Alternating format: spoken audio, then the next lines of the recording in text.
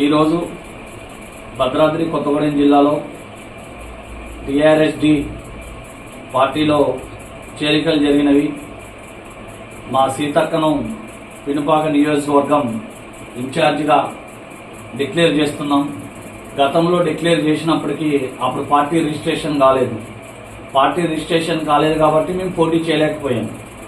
మరి నన్ను నమ్ముకొని గత 10 సంవత్సరాలుగా పనిచేస్తున్నది కాబట్టి ఎప్పటికైనా పోనేని సీతక్క పినపాక నుంచి ఎమ్మెల్యేగా గెలవాలి, నరాల సత్యనారాయణ కొత్తగూడెం నుంచి ఎమ్మెల్యేగా గెలవాలి. ఇదే సంకల్పంతో ముందుకు పోతున్నాం.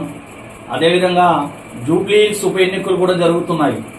మరొక సోదరిమణి కంచర్ల మంజుషాను కూడా జూబ్లీ హిల్స్ నియోజకవర్గం నుంచి బరిలో దింపినాము.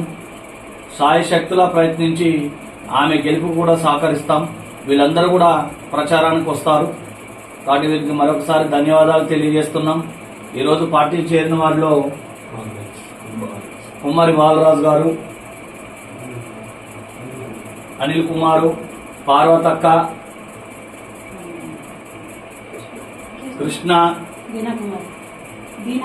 బీనా కుమారి గారు పార్టీలో చేరారు. మరి భద్రాద్రి కొత్తగూడెం జిల్లాలో సీతక్క ఒక సైన్యాన్ని నాకు ఏర్పాటు చేస్తుంది. కాబట్టి భద్రాద్రి కొత్తగూడెం జిల్లాలో పార్టీ బలోపేతం చేసే దిశగా అడుగులు వేస్తున్నాం.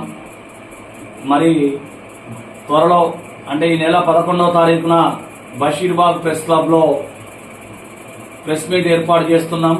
అదేవిధంగా ముఖ్య కార్యకర్తల సమావేశాన్ని కూడా ఏర్పాటు చేస్తున్నాం. కాబట్టి భద్రాద్రి కొత్తగూడెం జిల్లా శ్రేణులు కానీ, ఖమ్మం జిల్లా శ్రేణులు కానీ 10వ తారీఖు తెల్లారుజామున బయలుదేరి 11వ తారీఖు హైదరాబాద్కు చేరుకుంటాం. కాబట్టి టీఆర్ఎస్డీని బలోపేతం చేసే దిశగా అడుగులు వేస్తున్నాం. రేపటి 2000 రాబోయే ఎన్నికల్లో 2029 సాధారణ ఎన్నికల్లో టీఆర్ఎస్డీ పార్టీ లేకుండా, టీఆర్ఎస్డీ పార్టీ సపోర్ట్ లేకుండా ఏ పార్టీ కూడా అధికారంలోకి రాదు. మా పార్టీ సపోర్ట్ తోటే ఏ పార్టీ అయినా అధికారంలోకి రావాలి. అటువంటి పరిస్థితి ఈరోజు తెలంగాణలో ఉన్నది. మేము టీఆర్ఎస్డీ పార్టీని 31 జిల్లాలలో బలోపేతం చేస్తాం.